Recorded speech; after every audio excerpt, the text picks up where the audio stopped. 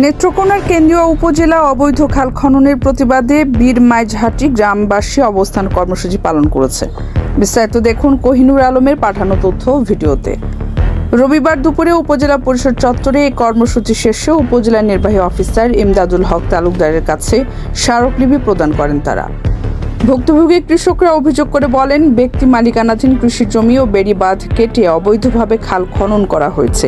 এর ফলে ফসলি জমি নষ্ট হচ্ছে। বক্তারা দ্রুত প্রশাসনের হস্তক্ষেপ ও স্থায়ী সমাধান দাবি জানান। তারা দুইটা বেকু লাগায়া 5 বেকু লাগায়া তারা খাল খনন আমাদের জমিতে করতেছে। বেড়িবাঁধ আমাদের গাছ গাছালি ফলের গাছ গুছ কাটিয়ে পালায় দিছে, ক্ষেতের মধ্যে পালায় দিয়া তারা জোরপূর্বক ভাবে কাল করতেছে। আমরা সম্বন্ধে গেছি, আমাদেরকে মাইসিট করছে, দৌড়াইছে। কৃষি পণ্য পরিবহনের রাস্তা, আমাদের যাতায়াতের সুযোগ সুবিধার রাস্তা, এই রাস্তা কেটে এবং আমাদের ফসলি জমি নষ্ট করে কোনোভাবে আমরা খাল খনন করতে দেব না।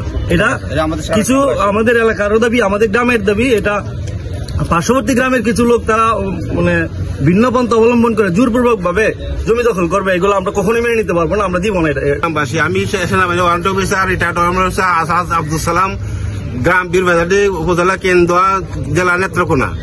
আমাদের গ্রামের মধ্যখান যে আমাদের নিজস্ব সম্পত্তির উপরে তার জোরপূর্বক পার্শ্ববর্তী গ্রাম আঙ্গাররকা, টাঙ্গা, বাসাডি, শিবপুর এরা মিলে 8-10টা গ্রামে 4 থেকে 5,000 লোক অস্ত্র সহ আমাদের উপরে আক্রমণ করে। আমাদের নিজস্ব সম্পত্তির উপরে তারা জোরপূর্বক এখানে খাল খনন করতেছে অবৈধভাবে। আমাদের যে সম্পত্তি, চাষাবাদের সম্পত্তি, পাশে একটা বেড়িবাঁধ আছে, বেড়িবাঁধের গাছগুলো কাটিয়ে বেকো দিয়ে কাটিয়ে ফেলাই দিয়া আমাদের পুরো আক্রমণ চালাইছে।